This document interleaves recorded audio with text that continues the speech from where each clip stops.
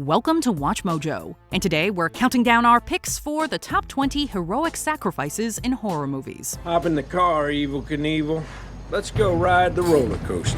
For this list, we're looking at the greatest and most emotional times that a character gave everything to save others. We'll include times where someone survives the sacrifice as long as they intended on going out with a bang. Which of these made you the proudest? Let us know in the comments below. Number 20. David shoots the gas can. Evil Dead. When David takes his sister Mia to isolate in a cabin so she can detox from illicit substances, they both have to avoid murder and deal with possession. I don't know if you'd noticed this, but nothing has been fine.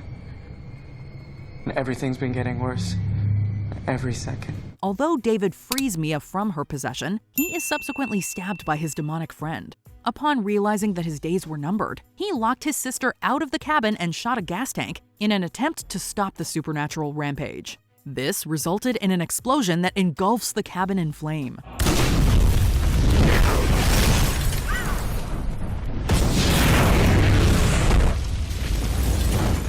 While David only intended to save his sister from addictive behavior, he ultimately prevented her permanent possession and death.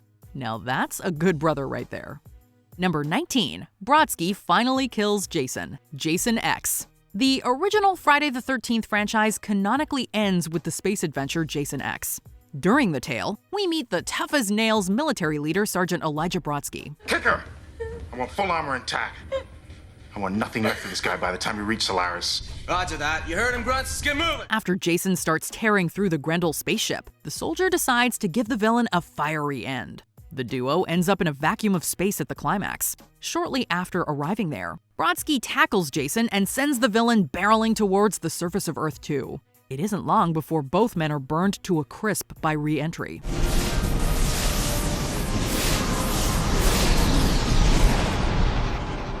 Thanks to Brodsky's noble sacrifice, the seemingly unkillable Jason Voorhees finally expired.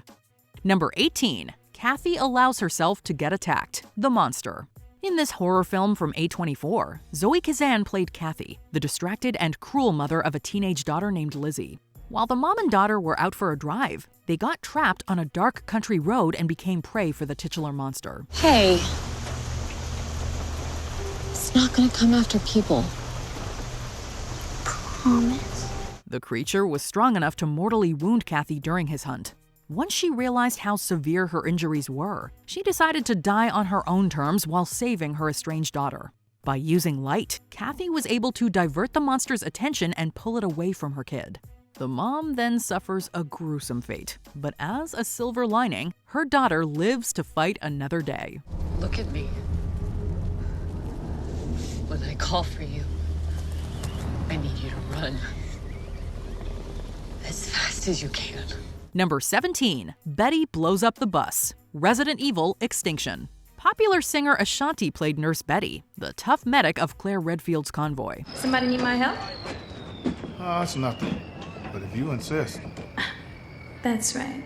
So sit back and relax. And her downfall comes at the hands, or rather the claws, of some vicious birds. A murder of crows in this universe became bloodthirsty zombies after eating the flesh of the undead. These terrifying birds eventually attacked Betty and her allies. After the survivors get cornered in a school bus, most are able to escape out the back door. But the crows break through the windshield while the last of the group is making their getaway. In a final heroic act, Betty trapped herself in the bus with the attacking birds and was subsequently eaten alive. Betty! No! Her death bought the other survivors some precious time. Number 16. Kimberly goes off script. Final Destination 2. There's one rule about cheating death, and that is that you do not cheat it. We drove a long way to get here, so if you happen to know how to stop death, it'd be really great if you told us. You can't cheat death. There are no escapes. Well, unless you're Kimberly and Burke. The horror heroine vows to stop death by creating new life. And to do so, Kimberly vows to die by enacting a brilliant but insanely risky plan. She drives an ambulance into a lake and intentionally drowns. Shortly after taking the plunge, she is successfully revived by a doctor. These actions technically counted as Kimberly creating new life by being brought back from death. Thanks to this plan, she and her friend Burke are able to avoid the Grim Reaper for just a little longer. We did it. Thanks to you, we cheated death. Number 15. Whitehurst jumps on a grenade. Child's Play 3. At first, Harold Whitehurst seemed unfit for the military. What are you doing? What's it look like? I'm polishing Shelton's shoes. What makes you polish his shoes? No, I offered out of the kindness of my heart. He wasn't there by choice. The other members of the squad pushed him around, and he literally ran away from confrontation. However, he grew during the movie and eventually developed a sense of courage at a key moment. When the sinister Chucky threw a grenade at cadets, Whitehurst was the only one who noticed. Thinking fast, he pounced on the weapon and was blown up.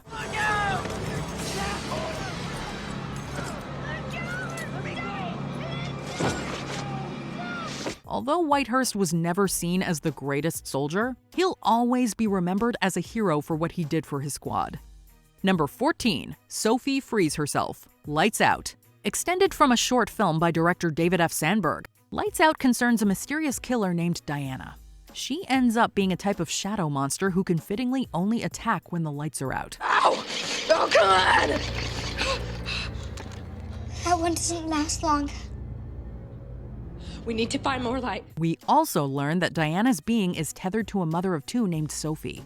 In the thrilling climax of the film, the malevolent spirit injures her host's daughter Rebecca. To save her child, the possessed Diana turns a gun on herself. It's unfortunate that Rebecca had to see her mom die to take out an enemy. Sophie showed in her last moments that she was willing to give anything to save her kids.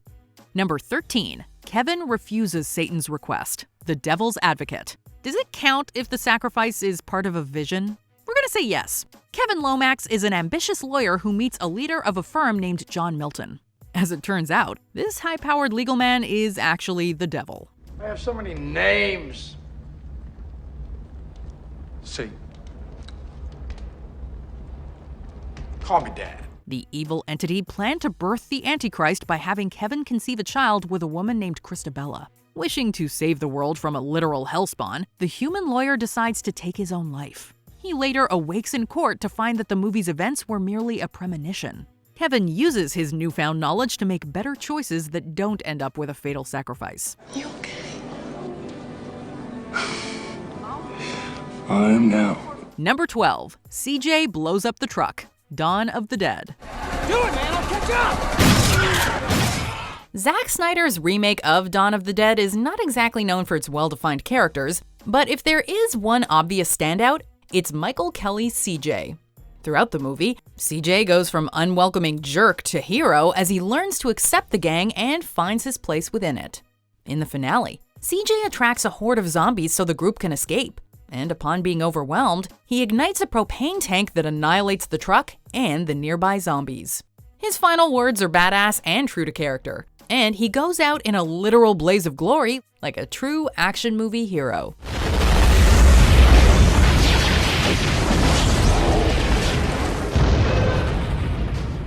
Number 11. Tallahassee's Last Stand. Zombieland. Throughout much of this zombie classic, Tallahassee is portrayed as a rather aloof and comedic character. I'm not great at farewell, so, that'll do, pig. But he eventually develops deep and genuine friendships with 3 other survivors. When Tallahassee's new allies are threatened by zombies at an amusement park, he puts his life on the line to save them all. While the other 3 are avoiding death, he equips himself with air horns and weapons to draw a ton of undead to a small booth. Tallahassee proceeds to take them all on solo. The dramatic music during the scene led us to believe that he would meet his demise. Luckily, Tallahassee manages to hold off the horde on his own. As an added bonus, his friends reward him with the Twinkie he's been craving. Had to be a clown. And it had to be Wichita for me to finally understand that some rules are made to be broken. Number 10. Sukwu saves his daughter. Train to Busan. Train to Busan is as much about parenthood as it is about zombies. Sukwu is a workaholic with little time for his daughter Suan, who has pretty much given up trying to get his attention. 수아나, 아빠가 요즘에 일이 너무 많네. 다음 주면 괜찮을 것 같은데 수아니가 이해 좀 해주면 안 될까? But their relationship changed when they became trapped on a train to Busan that was full of snarling zombies. Just when they're about to reach safety, a survivor named Yeon-suk is overcome by the infection. The father doesn't hesitate to take out the zombie to save his daughter. Unfortunately, Sukwu is bitten during the struggle. Knowing that he's destined to turn, the Papa Bear uses his last conscious thought to throw himself off the moving train car.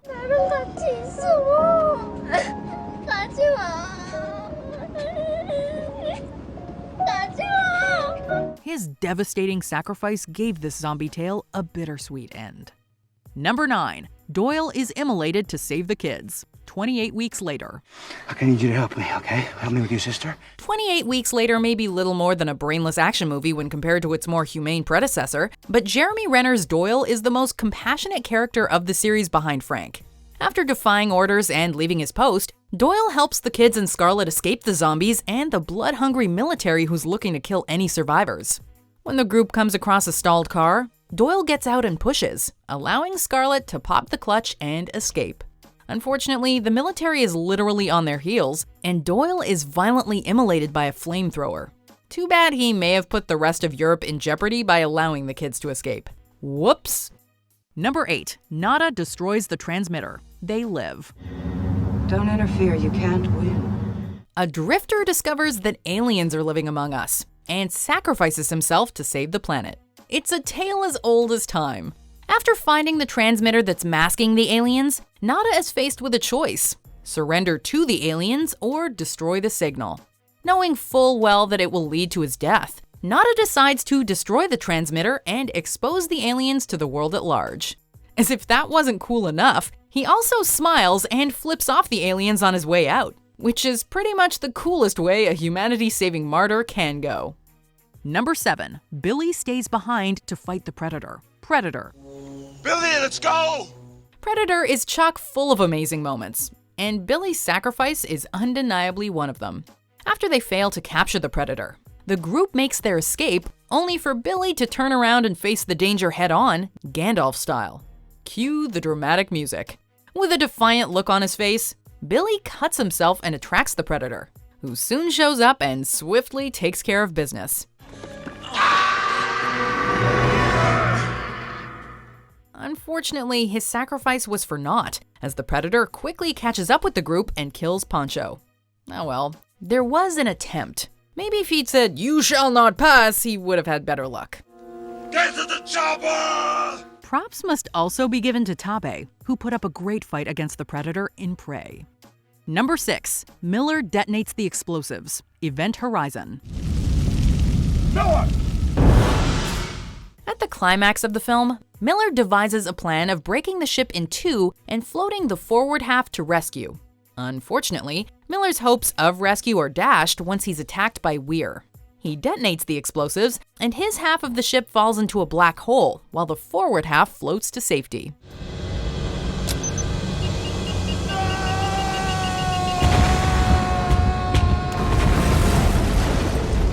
What makes this sacrifice so brilliant is that we don't know Miller's fate. He may have died in the explosion, he may have been sucked into space, or he may have entered hell and suffered for eternity. If the latter is true, then this is one hell of a heroic sacrifice. No pun intended. Number 5. Eben turns himself into a vampire. 30 Days of Night. What did you do to yourself? What I had to. You know what they say, if you can't beat 'em, join 'em. And then beat 'em. While the month of darkness is coming to an end, Eben realizes that he can't save his estranged wife Stella and defeat the vampires in his current very human state. So what does he do? He injects himself with infected blood, becomes a vampire, and punches a hole through the head vampire's head, causing them all to flee in fear. Realizing that he's doomed, he and his wife share a romantic sunrise as he screams in pain and turns to ash. The movie itself could have been better, but the ending is emotional and impactful.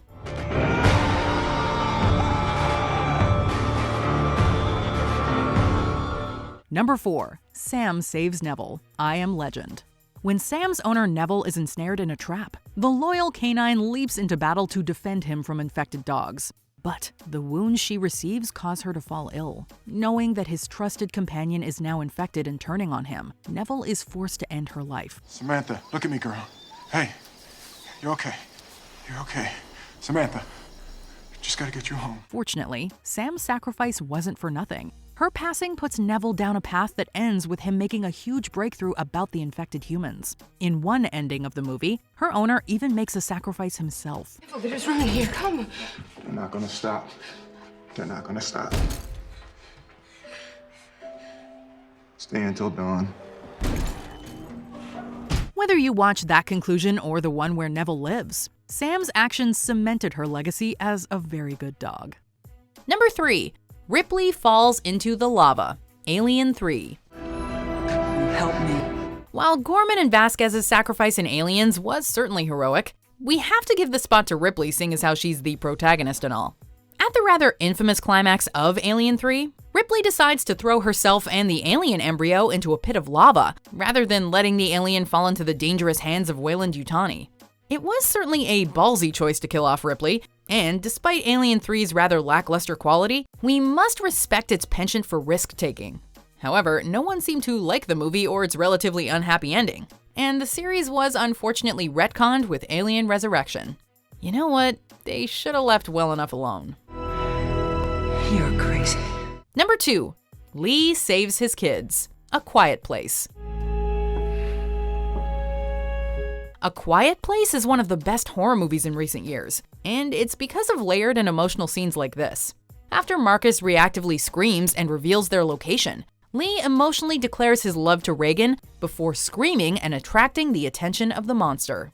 It not only works as an emotional heroic sacrifice, but also as a touching moment between father and daughter that beautifully completes their respective character arcs. A Quiet Place was just as much about family as it was about scary monsters, and this scene blends both halves of its story into a perfect and cathartic whole.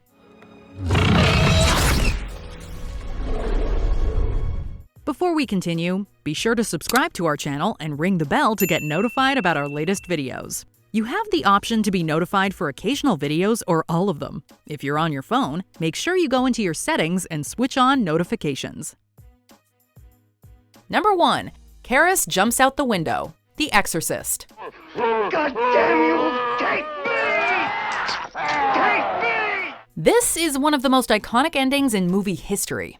After overcoming his crisis of faith and reaffirming his belief in God and holiness, Karis successfully exorcises Pazuzu from Reagan. Unfortunately, the demon gets comfy in Karis' body.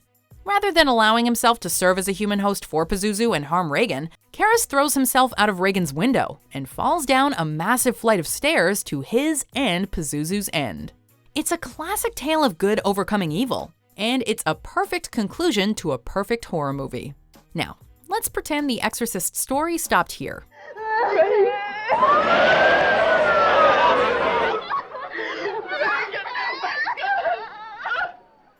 Did you enjoy this video? Check out these other clips from WatchMojo, and be sure to subscribe and ring the bell to be notified about our latest videos.